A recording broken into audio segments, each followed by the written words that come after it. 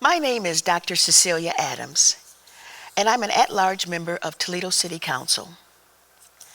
The story I'm going to read to you is called Wings, and the author is Christopher Meyer.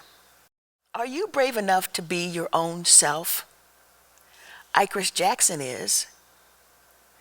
The author is trying to challenge us to embrace our differences and celebrate our individuality. When I read this book, I would love it if you would stretch your wings with him and discover how it feels to do your own search and find your own individuality. Only then can we truly fly.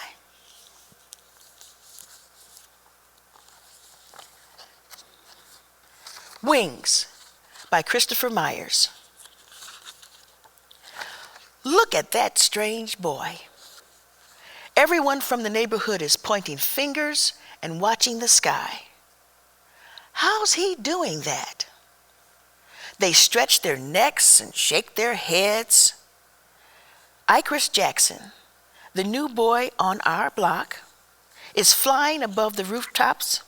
He is swooping and diving, looping past people's windows over the crowd.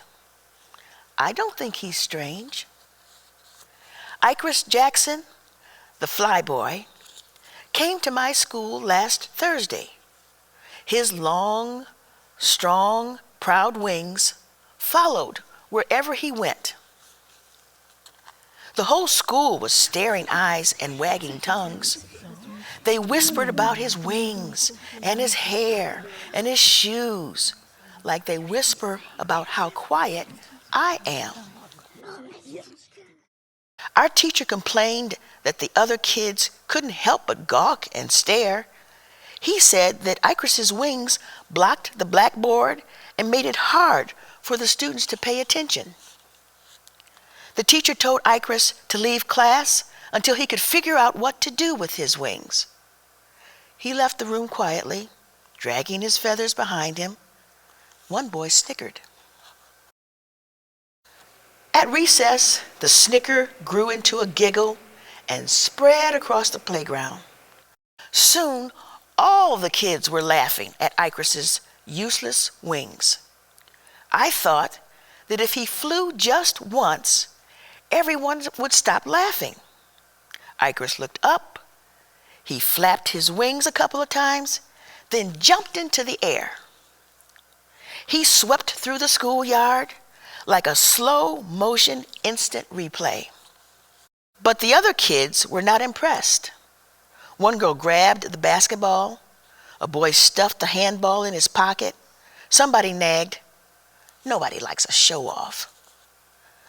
Their words sent Icarus drifting into the sky, away from the glaring eyes and pointing fingers. I waited for them to point back at me as I watched Icarus float farther and farther away. Walking home from school, I knew how he felt, how lonely he must be. Maybe I should have said something to those mean kids. I ran through the streets with my eyes to the sky, searching the clouds for Icarus. He struggled to stay in the air. His wings drooped and his head hung low. He landed heavily on the edge of a building and sat with the pigeons.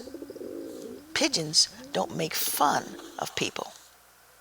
A policeman passing by blew his whistle. "You with the wings, come down from there. Stay yourself on the ground. You'll get in trouble. You'll get hurt." It seemed to me Icarus was already in trouble and hurt. Could the policeman put him in jail for flying, for being too different? When the neighborhood kids saw the policeman yelling at him, they exploded with laughter. Icarus dropped to the ground. "Stop, I said. Leave him alone." And they did. I called to Icarus, and he sailed closer to me. I told him what someone should have long ago. Your flying is beautiful. For the first time, I saw Icarus smile. At that moment, I forgot about the kids who had laughed at him and me.